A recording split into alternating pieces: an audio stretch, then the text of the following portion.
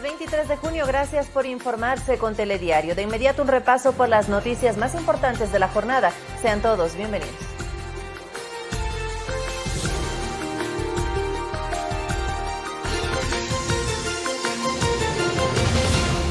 Vocales del CNE rechazan pedido de destitución a sus funciones por parte del Contralor del Estado. Las investigaciones por la compra de insumos en la prefectura del Guayas continúan. Susana González asumirá la titularidad en el gobierno provincial. El COE de Pichincha descarta solicitar al COE Nacional una nueva postergación para que los trabajadores del sector público retomen su jornada presencial de trabajo. UNICEF de Ecuador, el Fondo Global Education Canon Way y el Ministerio de Educación entregó chips y tablets a profesionales que están a cargo de los alumnos con atención prioritaria. El Instituto Oceanográfico de la Armada, INOCAR, canceló la alerta inminente de un tsunami en las costas ecuatorianas. El fenómeno afectó a las Islas Galápagos con una perturbación pequeña del mar. En lo internacional, un terremoto de magnitud de 7.5 sacudió el sur de México. 2 personas fallecieron en un derrumbe por el movimiento telúrico.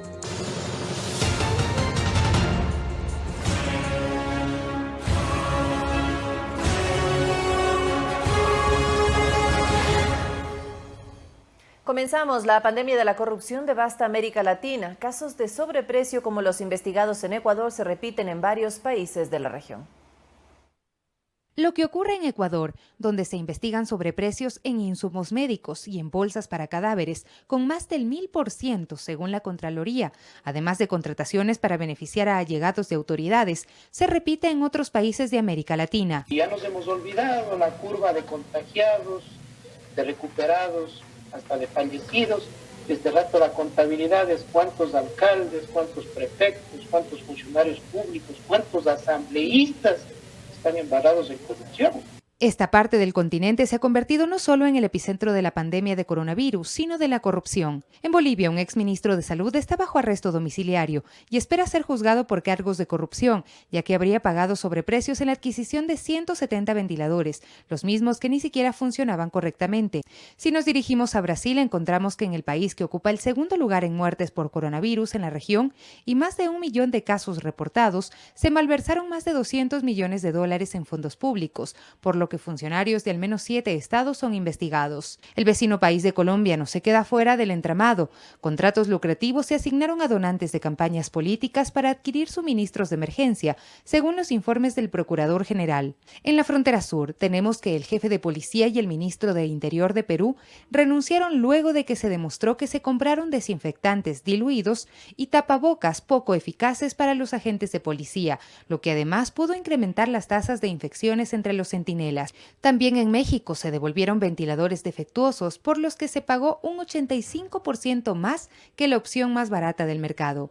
Estos focos de corrupción también están presentes en Argentina, Paraguay, Guatemala o República Dominicana. Frente a esta realidad, la ONU creó esta semana un observatorio regional de precios de medicamentos en América Latina para tratar de evitar irregularidades, ya que los informes de compras fraudulentas se incrementan. Es un problema que está naturalizado en la cultura en nuestra región, particularmente en nuestro país. Hay estudios académicos que demuestran que la corrupción reduce el crecimiento y la riqueza general, dificulta la inversión económica, aumenta la desigualdad y mina el capital social. En plena pandemia, todavía no se han cuantificado los fondos desviados de las arcas públicas y que podrían ser utilizados para salvar vidas. Sofía Montoya, Ecuador TV. A pesar del fallecimiento de Carlos Luis Morales, las investigaciones por la compra de insumos en la prefectura del Guayas continúan. Susana González asumió de manera automática la titularidad en el gobierno provincial. Presuntas compras con sobreprecio durante la emergencia sanitaria, incluso con empresas fantasma, es lo que investiga Fiscalía dentro de la prefectura del Guayas. El delito, tráfico de influencias. Personas procesadas, 9. Entre ellas el prefecto Carlos Luis Morales, a quien se le dictaron medidas sustitutivas. Ahora, tras su fallecimiento por causa natural este lunes, las investigaciones continuarán y su abogado insistirá en la defensa. Sí, voy a continuar al frente del proceso. Mi intención mi deuda con Carlos Luis Morales y con su familia es demostrar su inocencia y que su legado sea completo. La Corte Provincial de Justicia del Guayas maneja este caso. Contraloría emitió 2 informes con indicios de responsabilidad penal por la diferencia no justificada de más de $345.000 en la adquisición de mascarillas KN95, pruebas de COVID-19 y kits de alimentos. Entre los procesados están proveedores, 2 de sus hijastros y la esposa de Morales. Sobre la esposa de Carlos Luis Morales, Sandra Arcos, pesa una orden de detención en este caso, por lo que no ha participado del sepelio. En este marco se ha solicitado un recurso de habeas corpus.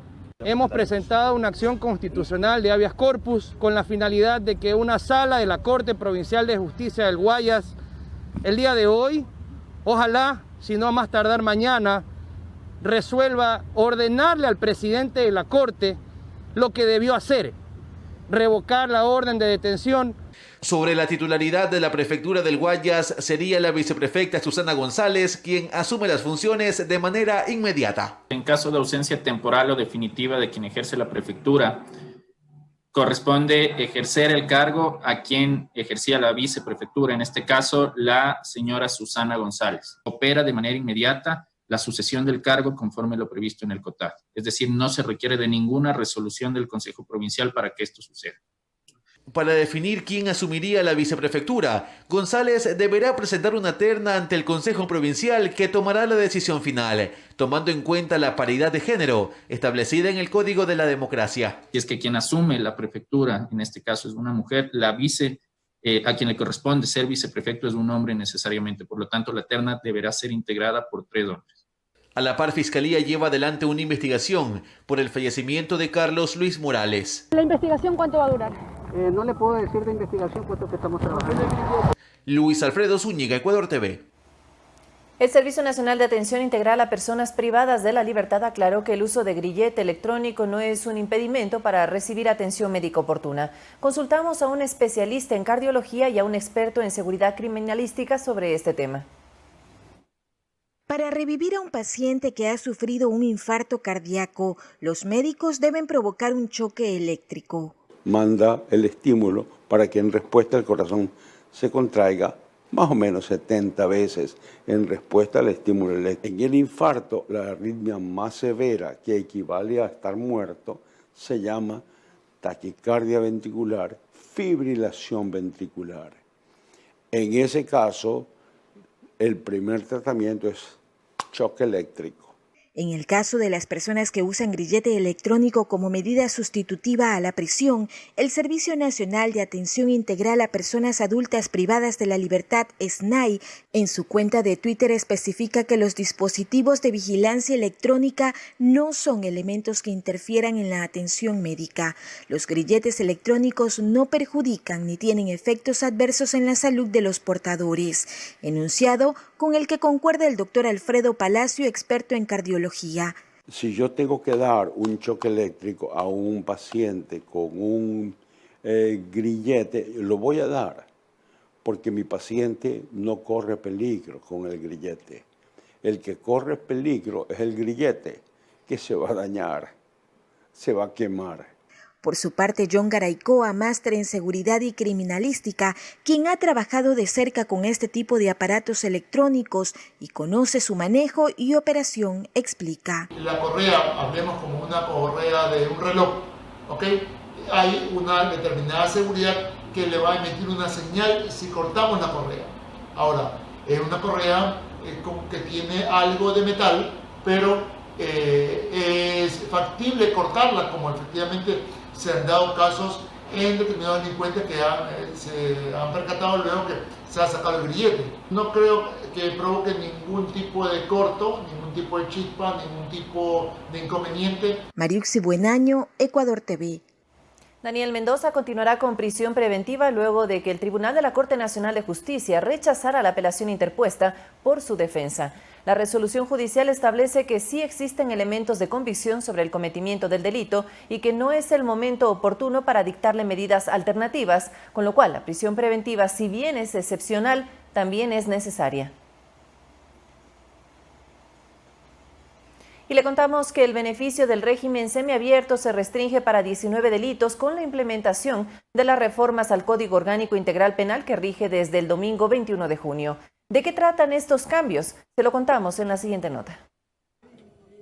En agosto de 2018, el exasambleísta de Sociedad Patriótica, Galo Lara, optó por el beneficio de la prelibertad, al cumplir el 40% de la sentencia de 10 años como cómplice del triple asesinato de una familia en 2011 en Quinsaloma, provincia de Los Ríos. Galo Lara vuelve. Y le doy gracias a Dios estar aquí con ustedes. Casos similares del expresidente de la Federación Ecuatoriana de Fútbol, Luis Chiriboga, quien fue sentenciado a 6 años de prisión por lavado de activos. Tras cumplir el 60% de la pena, se acogió al régimen semiabierto, lo que le permite culminar su pena en libertad. He recibido el beneficio del régimen semiabierto luego de cumplir absolutamente todos los requisitos legales. Sin embargo, ya no podrán acogerse a estos beneficios penitenciarios quienes desde el 21 de junio sean condenados por 19 delitos considerados graves.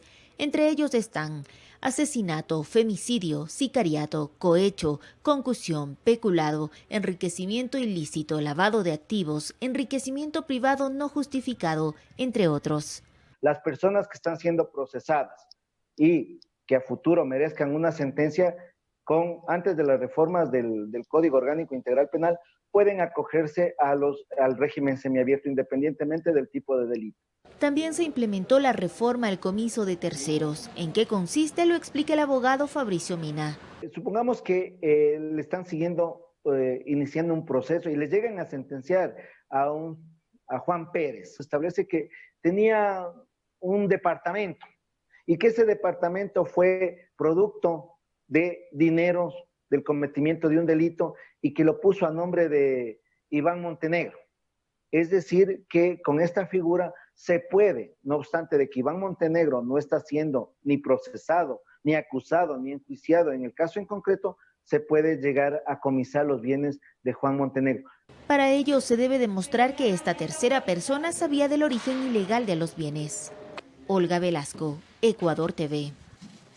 Los consejeros del Consejo Nacional Electoral responden al pedido de destitución del Contralor General del Estado, Pablo Celi, por no atender las recomendaciones de eliminar a 4 movimientos políticos, entre ellos el correísta Fuerza Compromiso Social por no cumplir requisitos de inscripción. Manifiestan que la Contraloría no tiene competencia para aplicar esta sanción. El pasado 19 de junio, la Contraloría General del Estado emitió el informe final del seguimiento de recomendaciones al Consejo Nacional Electoral. El informe señala que los consejeros del CNE permitieron la existencia de 4 movimientos, entre ellos el correísta Fuerza Compromiso Social, a pesar de que estos no cumplían con los requisitos. Incumpliendo requisitos constitucionales y legales señalados en las recomendaciones de la Contraloría General del Estado, que establecieron las irregularidades que invalidan su registro. No obstante, al no acatar los miembros del CNE dichas recomendaciones de eliminar a los 4 movimientos políticos, la Contraloría predeterminó responsabilidades administrativas con destitución y multa para los consejeros Diana Tamainz, Estela Cero y José Cabrera. Esta mañana, mediante una rueda de prensa virtual, la presidenta del CNE aclaró que las recomendaciones de Contraloría fueron cumplidas por el Pleno y que en su mayoría dichas observaciones son técnicas. Las causales para eliminar a las organizaciones políticas son muy distintas. Por ejemplo, de haber obtenido un número mínimo de votación, un porcentaje mínimo de votación en 2 elecciones consecutivas. Y en cuanto a la sanción de destitución, respondió: se nos recomienda la eliminación del registro de mencionados movimientos, de lo que claramente es competencia del Consejo Nacional Electoral, según lo establece el Código de la Democracia en el artículo 23, que señala que el CNE y el Tribunal Contencioso Electoral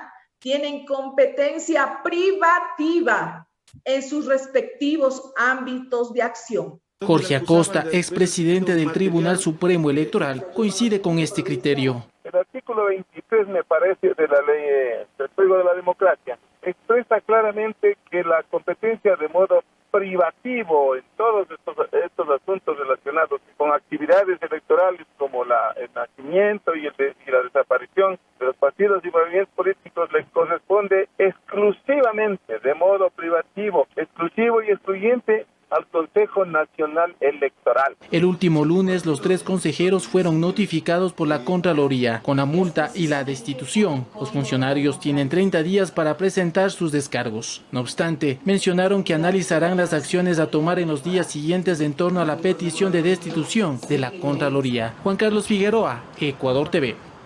Ampliamos este tema directamente con el titular de la institución, el Contralor Pablo Celi. Doctor, buenas noches. Muy buenas noches. Doctor, Fuerza Compromiso Social, Libertades Pueblo, Podemos y Justicia Social son los movimientos que, a criterio de la Contraloría, presentan irregularidades que invalidan su registro. Puntualmente, no cumplieron con el requisito de presentar el 1.5% de firmas válidas. La recomendación era analizar la situación jurídica de los movimientos o dejar sin efecto la inscripción. Esto parte de un informe en donde la Contraloría revisó el estado de situación del sistema informático del Consejo Nacional Electoral. No es una auditoría a los partidos. Esta es una auditoría al Consejo Nacional Electoral en lo que tiene que ver con sus sistemas y sus actos administrativos. Esta es una primera precisión importante. Una segunda precisión. No se está pidiendo la destitución. Se está predeterminando una sanción que le compete a la Contraloría de manera absoluta por mandato constitucional y legal y que se desprende de un informe de auditoría sustentado donde se han evidenciado actuaciones administrativas del Consejo Nacional Electoral que han permitido que el registro de partidos se mantenga con agrupaciones que incumplieron norma expresa de la Constitución y de la propia ley que rige al Consejo Nacional Electoral. Tanto el artículo 109 de la Constitución como el 322 de la norma electoral establecen con mucha claridad los requisitos de inscripción. La Contraloría revisó el sistema y el registro con el cual el Consejo Nacional Electoral viene organizando sus procesos internos y estableció las irregularidades que son conocidas. No se trata, por lo tanto, de una auditoría a las organizaciones políticas. Se trata de una auditoría que es una auditoría de naturaleza administrativa al Consejo Nacional Electoral. Y eso es competencia plena de la Contraloría. Todas las instituciones del Estado pueden y deben ser auditadas por la Contraloría, tanto en lo que tiene que ver con el uso de recursos públicos, como en el cumplimiento también de la normativa legal y constitucional en sus actos administrativos, más aún si esos actos administrativos van a comprometer el destino de recursos públicos, como es el caso de recursos que se entregan a organizaciones políticas. Doctor, frente al anuncio de las responsabilidades administrativas que dictó la Contraloría General del Estado, los consejeros de mayoría del CNE se ratifican en su decisión. ¿Cuál es su opinión al respecto? No conozco sino sus expresiones públicas. Como juez de cuentas del Estado, me pronuncio sobre documentos oficialmente entregados a la Contraloría. Aquí hay una predeterminación. Esta predeterminación establece un debido proceso. En los próximos 30 días, los consejeros y otros funcionarios deberán responder de manera expresa, de manera documentada y por escrito a la Contraloría en relación con esta predeterminación. Cuando conozca un pronunciamiento expreso ante el órgano de control en relación a la predeterminación establecida, podremos adoptar las decisiones que corresponden.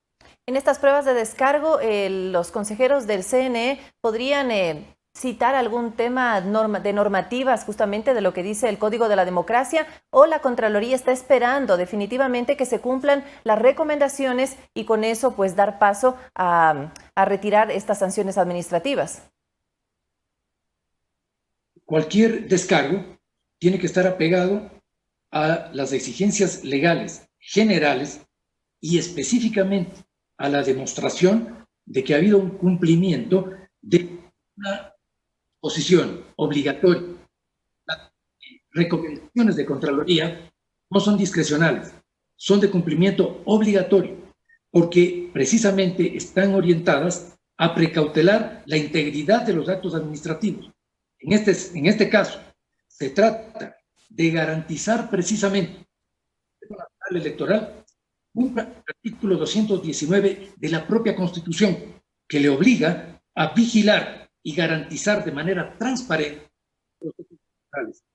Yo espero que los funcionarios y autoridades del Consejo Nacional Electoral, en su respuesta de descargo a esta predeterminación, lo hagan con todas las consideraciones que la norma constitucional y su propia ley establece, y además con las consideraciones que amerita una resolución en informe aprobado y en predeterminación establecida por parte del organismo a quien le competen estas responsabilidades, que es la Contraloría General del Estado. Doctor, en las últimas declaraciones, la presidenta Diana Tamaín sugiere una posible intromisión de parte de la Contraloría en el proceso electoral. El argumento es que tanto la inscripción como la eliminación de un movimiento es decisión del CNE. Entonces, ¿hasta dónde llega la función de la Contraloría?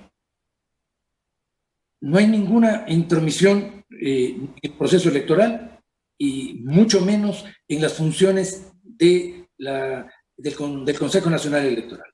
La Contraloría se limita a hacer observaciones que se desprenden además de manera documentada de exámenes especiales respecto del cumplimiento de la ley en el ejercicio de cualquier función pública.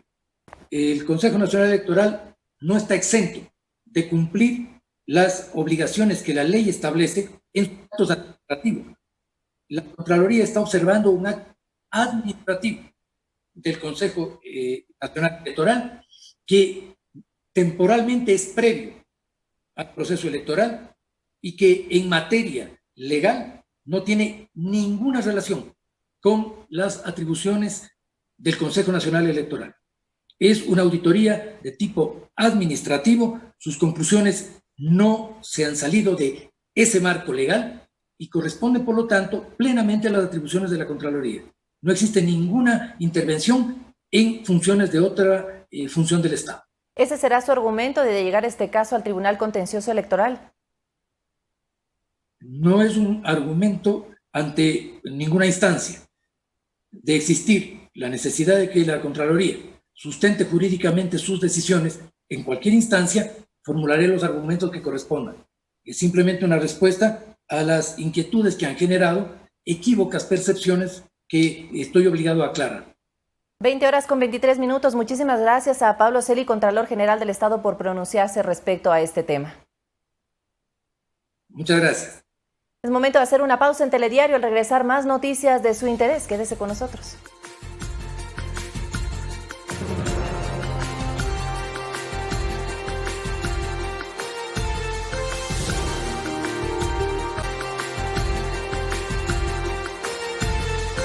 Continuamos ante los reclamos de usuarios de servicio de energía eléctrica por cobros excesivos. El presidente de la República dispuso corregir los errores de facturación. La ley humanitaria también se refiere a este tema.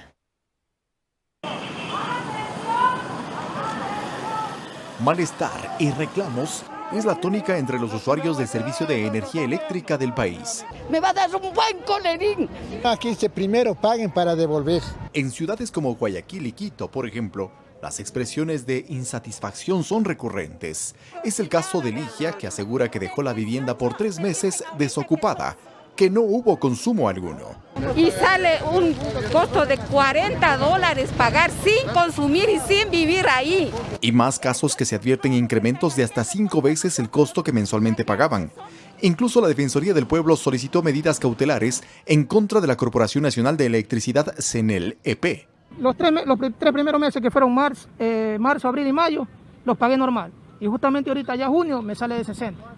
El presidente Lenín Moreno reconoció que existen cobros excesivos, que hubo un mal manejo en el cálculo de las tarifas eléctricas. Hay que enmendar fallas lamentables que afectan a nuestro pueblo. Es evidente que el confinamiento provocó un incremento en el consumo, pero se deberá corregir la facturación, dijo el mandatario. Estoy plenamente consciente del momento que vive el país y el mayor consumo de energía que se ha producido estas semanas. Por eso, se corregirá de inmediato la facturación errada. En el caso de los pagos pendientes se podrá diferir hasta 12 meses y quienes ya cancelaron se emitirán notas de crédito válidas para los siguientes meses de consumo. Pero además, el presidente reiteró su decisión planteada al inicio de la emergencia referente a este servicio. Bajo ningún concepto se cortará el servicio de energía eléctrica a nadie, ni se permitirá cobrar facturas eléctricas erradas. Una disposición adicional del presidente fue el separar de forma inmediata al director de la Agencia de Regulación y Control de Electricidad, Arconel, y un proceso para reemplazar a todos los gerentes de las empresas eléctricas del país. Cabe recordar además que la Ley de Apoyo Humanitario recientemente aprobada por la Asamblea establece no incrementar los costos en los servicios básicos por un año. Eduardo Córdoba, Ecuador TV. Los ciudadanos realizan largas filas por segundo día en la empresa metropolitana de agua potable. Reclaman excesos en los cobros de las planillas hasta por 5 veces. Por su parte, la empresa de agua potable respondió que se registró el doble del consumo en estos meses. Los ciudadanos siguen reclamando excesos en el costo en las planillas de este servicio, que superan 5 veces el valor que cancelaban antes de la crisis sanitaria. Están cobrando $124.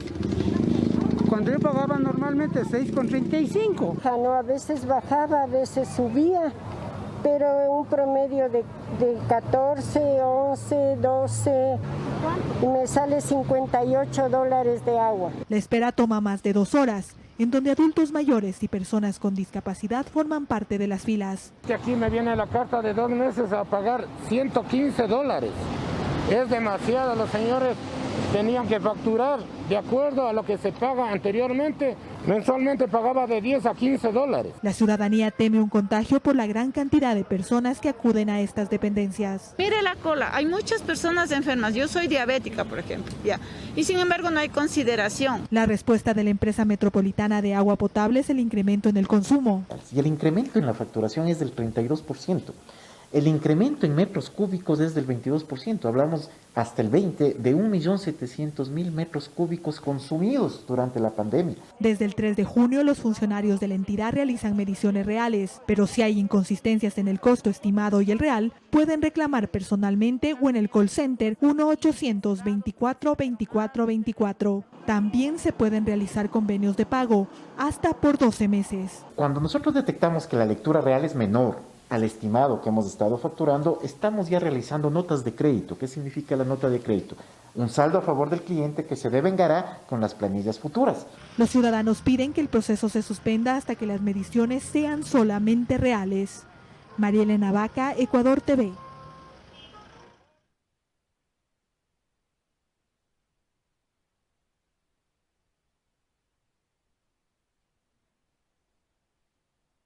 Un terremoto de magnitud 7.5 se registró la mañana de este martes en México. 2 personas murieron en un derrumbe causado por el sismo.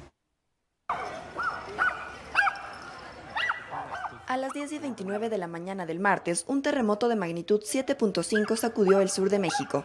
El estado de Oaxaca fue el epicentro del movimiento telúrico, que dejó 2 fallecidos por un derrumbe en Crucita, donde el sismo se originó a 26 kilómetros de profundidad.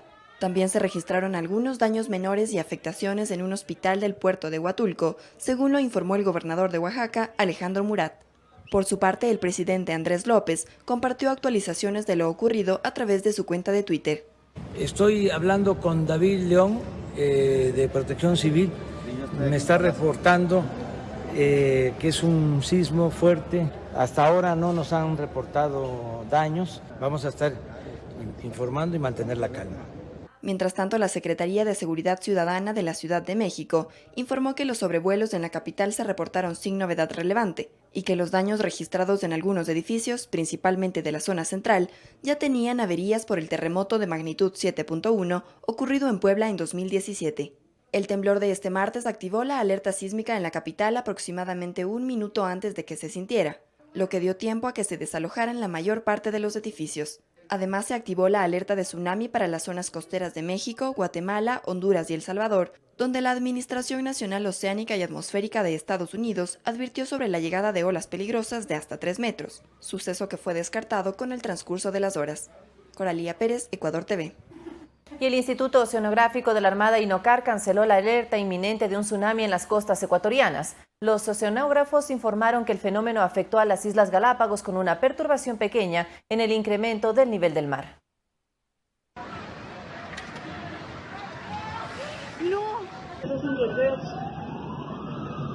Varios edificios en la Ciudad de México se vieron afectados ante el movimiento telúrico de este martes. En este video, un hombre alerta a otras personas que se retiren ante el posible colapso de la estructura.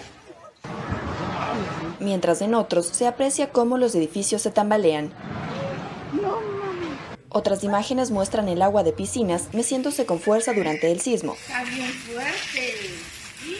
que también afectó la producción en varias empresas. Mientras tanto, en otras zonas urbanas, los ciudadanos temían la caída de postes de luz. Afortunadamente, no se registraron daños de grandes magnitudes en el país. Coralía Pérez, Ecuador TV. Y atención a lo siguiente, el Instituto Oceanográfico de la Armada informó que los oleajes en la costa ecuatoriana que se registran desde el 22 de junio se extenderán hasta el día 25 de este mes en una intensidad de moderada a agitada ligera. Frente a esto, la zona costera continental y la zona costera insular se verán alteradas. Por ello, el INOCAR pide a la ciudadanía tomar mayor precaución al entrar al mar durante estos fenómenos astronómicos, donde las mareas presentarán sus máximos valores de aguaje.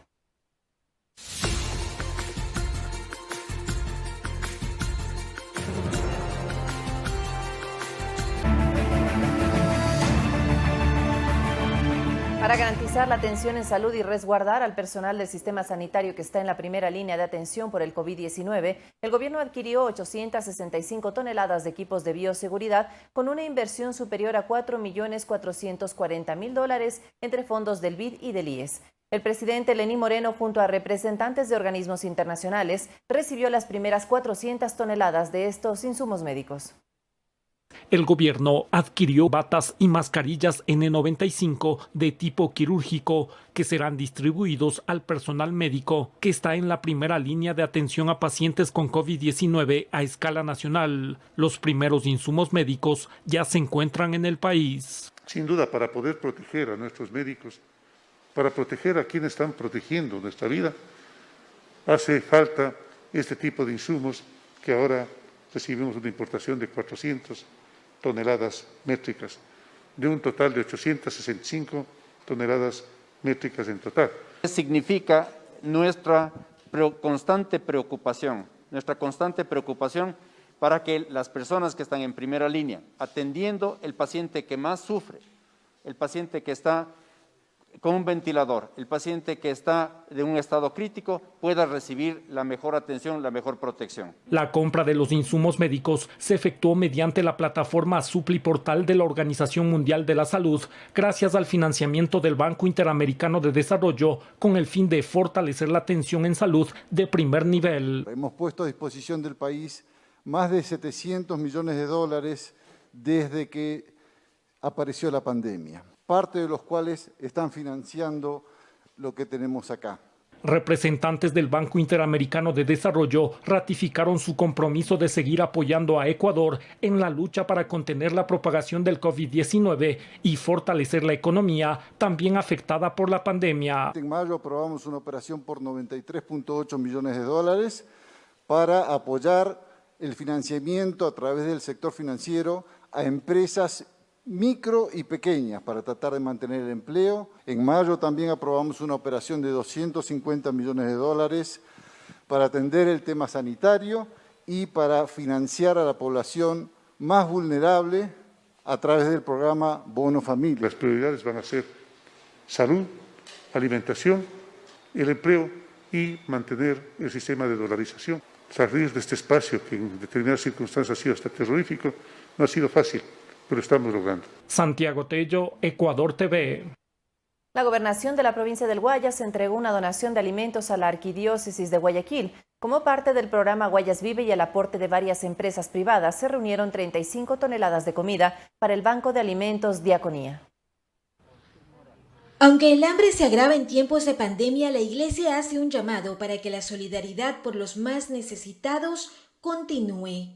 El arzobispo de Guayaquil agradeció la gestión que beneficiará a familias de escasos recursos. Una alegría del doble o triple porque podemos nosotros colaborar con nuestro personal, con nuestra infraestructura, justamente para que las personas que necesitan alimento puedan recibir de una manera muy digna, porque eso les va directamente a ellos.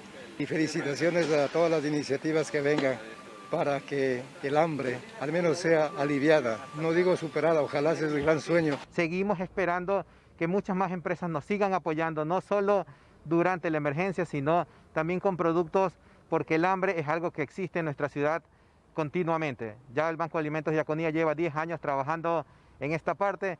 Durante la emergencia, el Banco de Alimentos Diaconía ha entregado más de 3.500 toneladas de víveres en Guayas, Santa Elena, El Oro, Azuay y Esmeraldas. Esta donación de 35 toneladas de alimentos se dio gracias al aporte de la empresa privada internacional. En este caso extranjeras, Vivial es una empresa internacional que nos ha tenido a bien donar 35 toneladas, las mismas que hemos puesto a disposición de la iglesia. Mientras tanto, la gobernación del Guayas, mediante el programa Guayas Vive, ha entregado hasta la fecha más de 100.000 kits a familias que habitan en los sectores más vulnerables de la provincia. Instalar 3 albergues para dar cabida a más de 150 personas indigentes que estaban en la calle. Hemos podido, gracias a la donación, confeccionar 1.500 ataúdes para las personas que fallecieron. Hemos podido fumigar en 200 puntos importantes de la ciudad de Guayaquil. Hemos podido realizar y seguimos realizando pruebas de COVID gracias a la donación de 10.000 pruebas rápidas que nos hizo también llegar la empresa privada. Mariuxi Buenaño, Ecuador TV. El COE provincial de Pichincha descarta por el momento solicitar al COE nacional una nueva postergación para que los trabajadores del sector público retomen su jornada presencial de trabajo. El presidente de este estamento, Agustín Albán, precisó este martes que, como van las cosas, las oficinas de instituciones públicas se ocuparán de acuerdo al porcentaje establecido en color amarillo para Quito desde el próximo lunes 29 de junio. Si no ocurre algo extraordinario, desde el próximo lunes 29 de junio, los servidores públicos se incorporarán al trabajo presencial en el Distrito Metropolitano de Quito. Así lo considera el presidente del COE provincial, Agustín Albán, quien por el momento descarta solicitar al COE nacional una nueva prórroga. Yo creo que no, yo creo que estamos listos. Se han diseñado protocolos de regreso al trabajo que requieren no uso de transporte público y un porcentaje mínimo de gente en las oficinas, ¿no? Pese a las cifras que preocupan al ECU 911 respecto a los casos denunciados de libadores en la vía pública, fiestas privadas y aglomeraciones de personas donde no se respeta la distancia social, Albán descarta insistir en la aplicación de la ley seca porque su efecto no sería el esperado. El tema de la ley seca se analizó, la verdad es que la gente va a conseguir licor de todas maneras, las prohibiciones, insisto, no son tan productivas, más bien el orden de la gente, el autocontrol. A juicio de la inmunóloga y académica Beatriz León, en esta fase de la pandemia depende mucho la responsabilidad y el compromiso de cada uno en cuidarse. El riesgo de contagio no ha pasado y puede darse en el lugar menos esperado. Un ascensor, por ejemplo, uno no sabe quién subió antes o después del ascensor y a veces se llegan a las casas y dice ya estoy en mi edificio y se saca la máscara y entra el ascensor. En ese pequeñito espacio, esa persona si estornudó, si respiró, en ese pequeño momento entra otra persona y ahí se contagiaron. De ratificarse el retorno al trabajo presencial de los servidores públicos desde el siguiente lunes, se mantendrá la disposición del teletrabajo para quienes estén considerados parte de los grupos vulnerables. Javier Ceballos, Ecuador TV.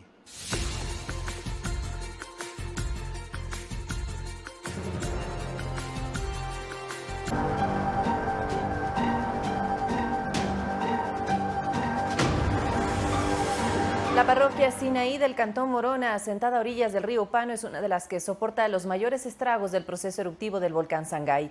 Está incomunicada por la destrucción de la vía de ingreso al Parque Nacional que rodea esa montaña y las torrenciales lluvias han agravado la situación. Es la unión de los ríos Volcán y Upano. El vapor de agua es constante en este sector, pues hasta aquí llegan los flujos piroclásticos incandescentes que expulsa Sangay. El fenómeno se ha incrementado con las lluvias. La fuerza de la corriente arrasa con la flora endémica de la zona.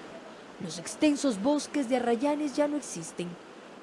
La fuerza de la naturaleza atemoriza a la comunidad de playas de San Luis en la parroquia Sinaí, asentada en la zona de amortiguamiento del Parque Nacional Sangay. Muchas viviendas están vacías.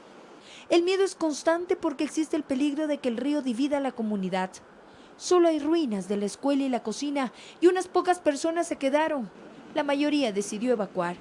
Miguel Matute es uno de los pobladores de la parroquia. Cada día camina cerca de 2 horas para salir al campamento más cercano y obtener noticias de sus vecinos.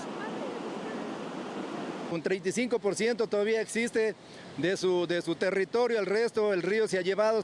Relata que a pesar de que el volcán Sangay está en una zona inaccesible dentro del Parque Nacional, entre las provincias de Morona, Santiago y Chimborazo, las consecuencias son devastadoras. Lo acompañamos hasta su casa. El camino de ingreso está completamente destruido.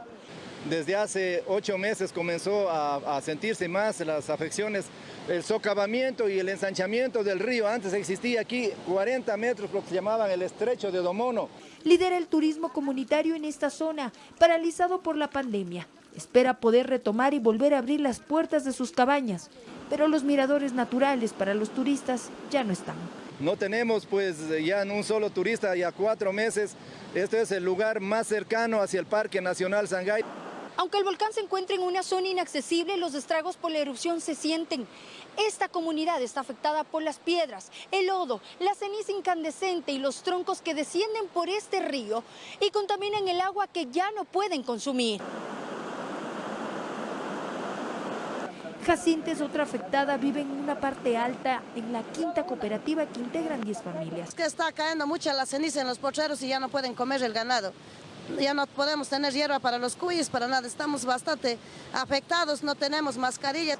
Para ella el Sangay es un compañero de sus días cuando sale a buscar trabajo. Nosotros pedimos a las autoridades que nos ayuden para ver si hacemos la vía alterna sin ahí quinta cooperativa. El volcán Sangay mantiene una actividad alta. Ventajosamente no existen poblaciones cercanas en su base. Principalmente hay zonas que van a ser afectadas por fenómenos como la caída de ceniza, pero hay otras zonas que pueden ser afectadas por lajares o flujos de lodo. A través de 7 cámaras, una de ellas de largo alcance, Servicio de Emergencia EQ911, monitorea el coloso, brindando imágenes como estas. En la noche y al amanecer, el imponente espectáculo despierta la curiosidad de muchos. Con cámaras de Byron Espinosa, Valeria Villarroel, Ecuador TV. Y en este tema, el Instituto Geofísico de la Escuela Politécnica Nacional, en su informe diario sobre el estado del volcán Sangay, informó que en horas de la mañana se registraron lluvias en el sector. No se descartan lajares secundarios del volcán en los ríos Upano y sus afluentes. Además, el informe señala que no se pudieron observar emisiones de ceniza sobre el nivel del cráter. Las condiciones climáticas adversas en el sector son persistentes, por lo que no se pueden mantener observaciones directas de la actividad del volcán.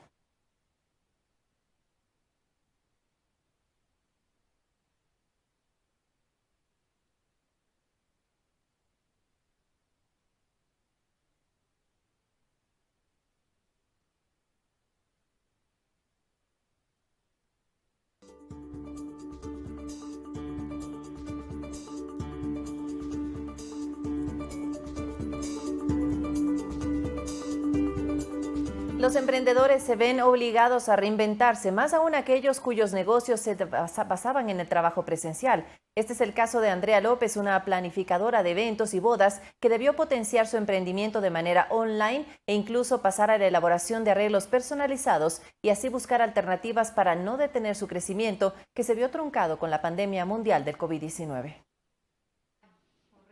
Tras 5 años de iniciar su emprendimiento denominado Levent SE, dedicado a la planificación de eventos y bodas, Andrea López empezaba a ver un crecimiento importante para su negocio. Su esfuerzo y calidad de trabajo permitió que cada vez más clientes solicitaran sus servicios, generando una rentabilidad para el sustento de su familia. En un buen mes, ¿cuántos eventos podrías hacer en el mes, en un buen mes para ti?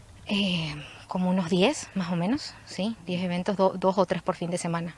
Y se siente súper bien porque en realidad al principio no pensábamos que íbamos a tener eventos, pensábamos que iba a ser todo mucho más bajo, más tranquilo, pero bueno, empezamos a crecer y obviamente nos encantaba y estábamos felices. A mí me encanta. Tenía personal hasta antes de la pandemia y tuve que retirarlo. Sin embargo, Andrea, de 29 años, formó también parte de los emprendedores que se vieron superados por la pandemia.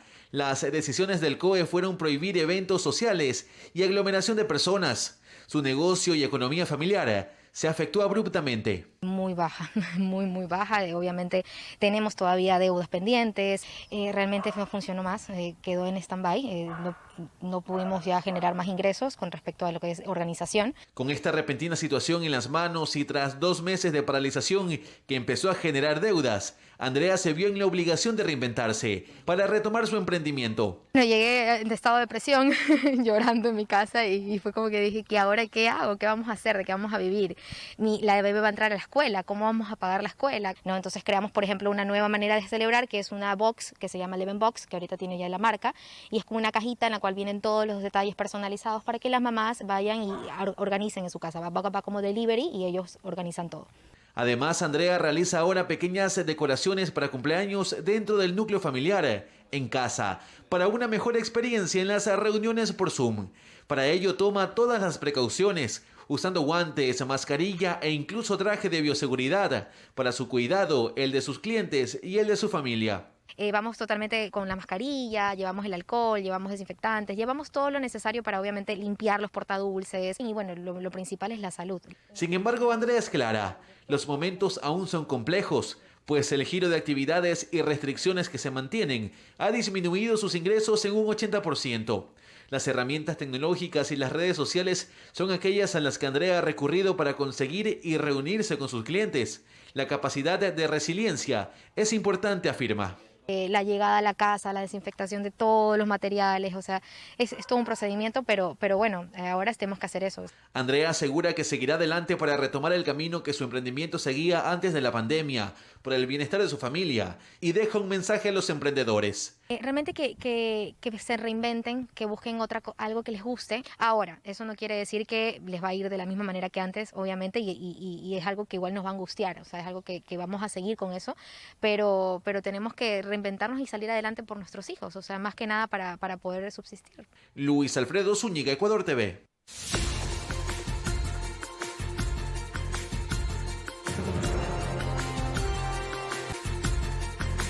Revisamos las noticias del mundo. Nuevos casos de COVID-19 se registran en Berlín, Alemania, mientras en China las autoridades aseguran que el rebrote originado en Pekín se encuentra en su etapa final. Alemania registró el primer rebrote del coronavirus tras el levantamiento de las medidas restrictivas en mayo. 1.553 personas dieron positivo a pruebas de COVID-19 que se habría esparcido en un matadero del oeste del país. Ante ello, las autoridades regionales decretaron este martes el cierre parcial de la vida pública en los distritos de Gütersloh y Warendorf, mientras los epidemiólogos llamaron a reforzar la prudencia ante este y otros rebrotes locales. En Estados Unidos, la situación es más crítica. Florida se convierte en el foco de contagios con más de 3.000 casos diarios y en total suman 103.503 personas infectadas, de las cuales 3.238 fallecieron. Los alcaldes de los condados de Miami-Dade y Palm Beach, que son algunos de los focos de la pandemia, se reunieron este martes para determinar medidas más estrictas, como la obligatoriedad del uso de mascarilla en espacios públicos. Mientras en Pekín, la capital china, las autoridades aseguran que la aparición de nuevos casos está en su etapa final. Según el último parte oficial de la Comisión Nacional de Sanidad, en China se registraron 22 casos de este martes. De ellos, 13 se produjeron por transmisión local y corresponden a Pekín. A decir de las autoridades locales, los casos relacionados con el mercado de Xifandi están controlados gracias a las medidas adoptadas como el confinamiento y las pruebas PCR que se aplicaron a 2.300.000 habitantes de la ciudad capital. Coralía Pérez, Ecuador TV.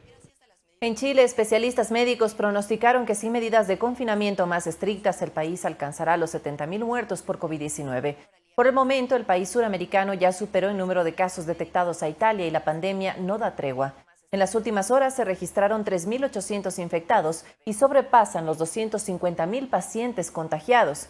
El gobierno anunció cuarentenas totales en varias ciudades de la nación, entre ellas en el área metropolitana del Gran Santiago. Mantener el cierre de las fronteras del país golpeará aún más a la economía chilena, que ya prevé una caída del 6.5% del Producto Interno Bruto. Incluso con los paquetes de estímulo del gobierno, en Chile cerca del 29% del empleo es informal. 20:59. Aquí finalizamos la emisión estelar de Telediario. Viene a continuación el programa de emprendimiento desde cero, así que quédese en nuestra sintonía. Buenas noches.